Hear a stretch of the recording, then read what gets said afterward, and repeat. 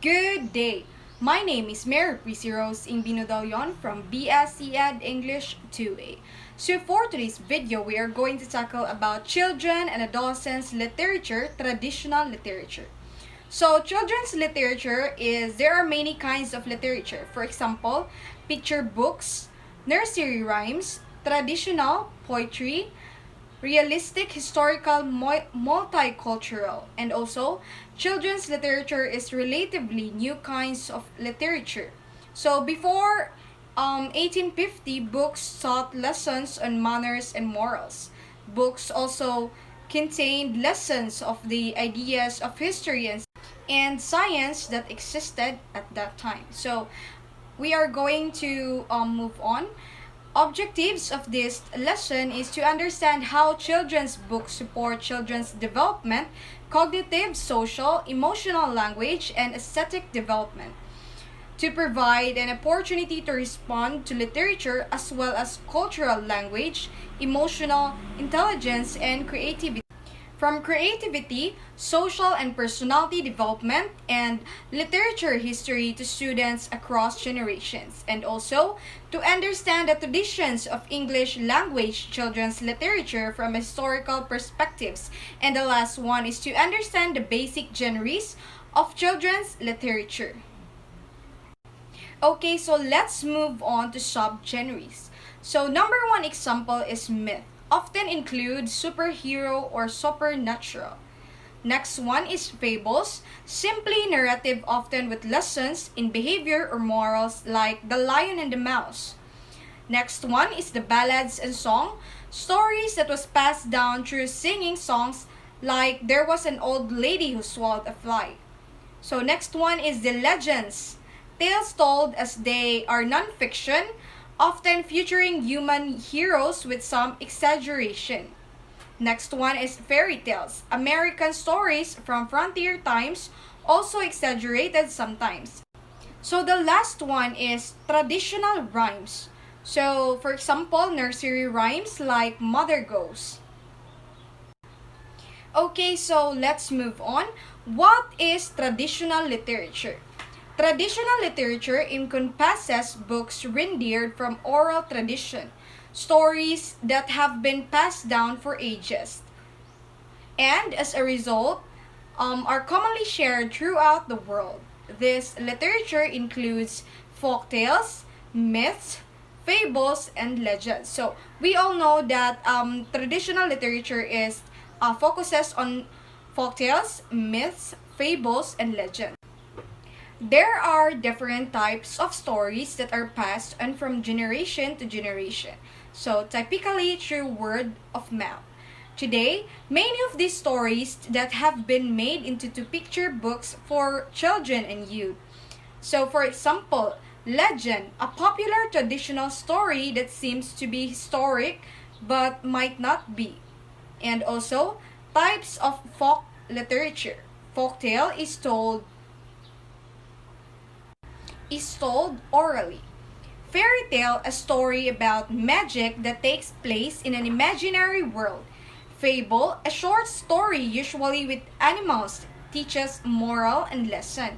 And last one is myth, a traditional story that explains a natural phenomenon.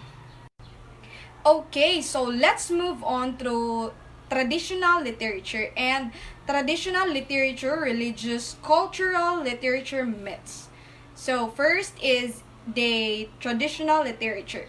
So it is a genre that deals specifically with stories that were passed down through oral storytelling from generation to generation. It consists of songs, stories, poems, and riddle from anonymous sources. And there are many forms of traditional literature.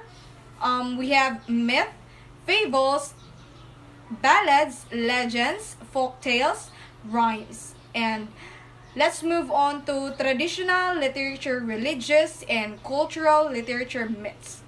So creation stories, legend, tales, epics, folklore, folk tales. Let's move on to folk tales. Future common people such as peasants and commonplace events. characters are usually flat, representing human fairy tale. Folktales have tight plot structures filled with conflict.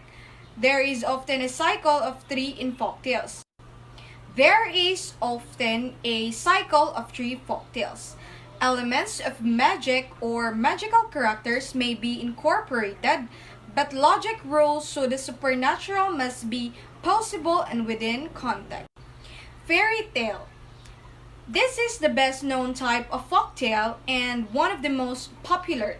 Fairy tales, sometimes called magic stories, are filled with dreamlike possibility. Fairy tales feature transformation, magical interventions, enchanted forces, and of course, magic.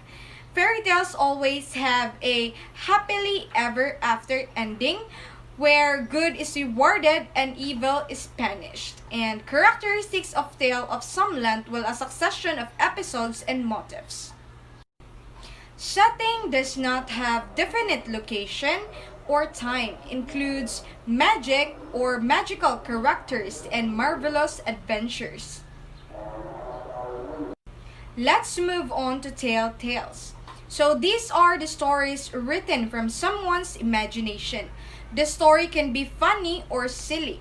They are filled with exaggerations, similes, metaphors, and a lot of descriptive language. And it's always told as it were true, even though the listeners know that the story could never really happen. So, for example, Once Upon a Time story in ABS-CBN. And some of the characters were real heroes and heroines whose stories got exaggerated a lot. Others were characters such as cowboys, railroad workers, loggers, sea captains, and firefighters. Tall tales told information that really happened at the time and combined it with a wild tale full of fantasy.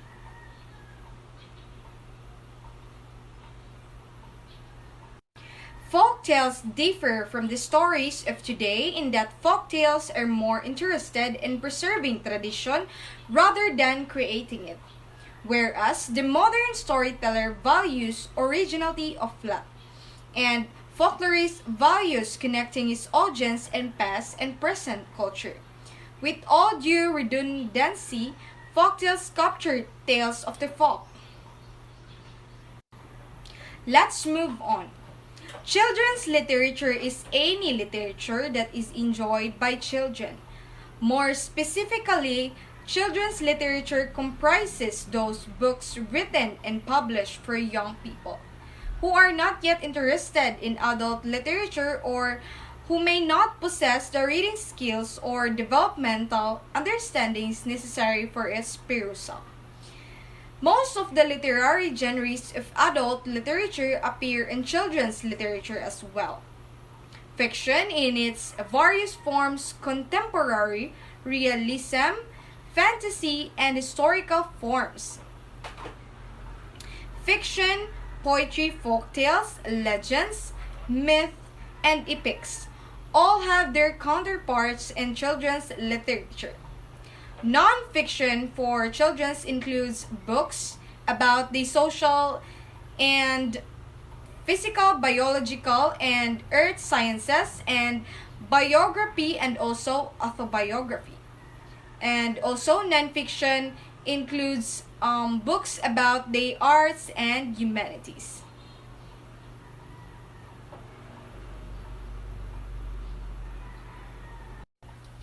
They are the living histories of the people of a particular time and place.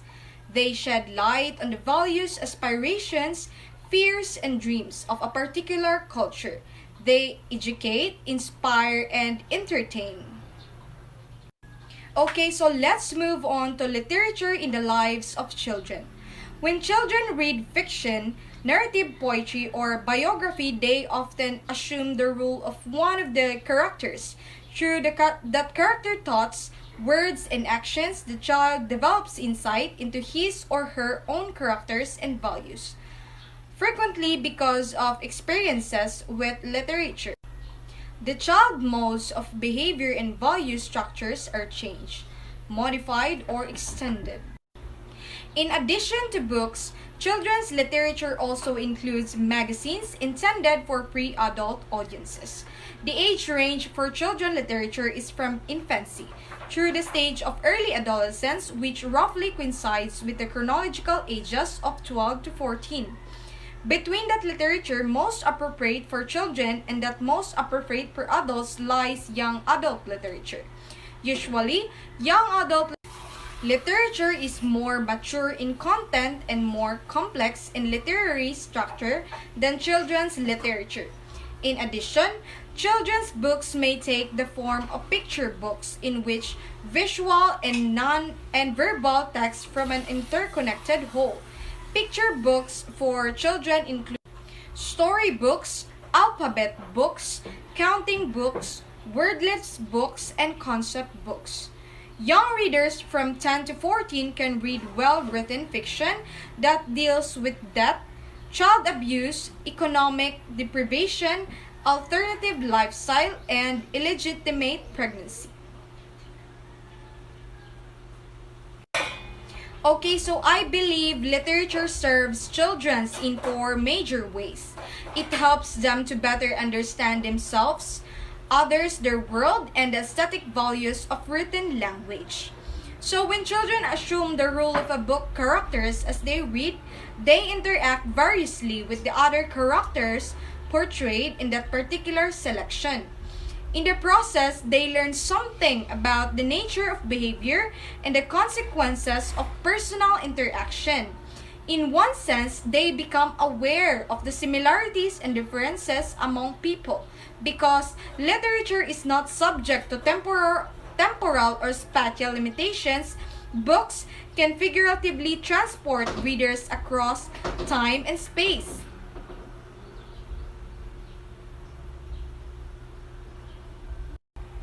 Conclusion. Folk literature are stories passed down by word or mouth among members of a generation to another. And as a cultural universal, folk literature is a collection of tales that includes myth, legend, fables, and fairy tales. Many folk literature are well known around the world and it often teaches a moral lesson. Setting characters, plot, theme, and conflict are elements of folk literature.